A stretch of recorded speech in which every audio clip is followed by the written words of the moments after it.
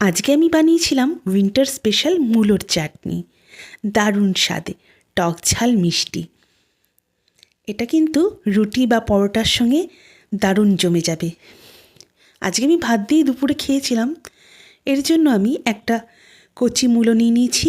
এটা আমি অর্ধেকটা করছি, ধুয়ে নিয়েছি, তারপরে খোসা ছাড়িয়ে নিচ্ছি।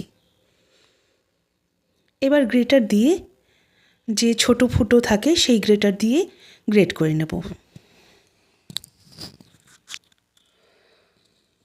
এ দেখো, গ্রেট করে নিয়েছি। এবার কড়াইতে 1.5 চামচ মতো তেল দিয়ে আমি 1.5 খানা টমেটো দিয়ে দিচ্ছি, আর ঝাল অনুযায়ী কাঁচা লঙ্কা, বেশ খানিকটা রসুন। একটু ভাজা হয়ে গেলে, নরম হয়ে গেলে খোসা টমেটো থেকে তুলে নিয়েছি। এবার একটা পাত্রে রেখে এগুলো চটকে নেব। আমি পরে চটকাবো, তোমরা কিন্তু এটা আগেই চটকে নিও। দিয়ে দিলাম মূলো, দিয়ে দিচ্ছি পেঁয়াজ কুচি, তারপর দিয়ে দিচ্ছি ধনেপাতা কুচি। এবার দিয়ে দেবো লেবুর রস। পাতিল লেবুর রস থাকলে দিয়ে দেবে। আজকে আমার কাছে গন্ধরাজ লেবু ছিল, গন্ধরাজ লেবুর রস দিয়ে দিচ্ছি। দিয়ে দিলাম 1 চামচের চেয়ে একটু বেশি চিনি।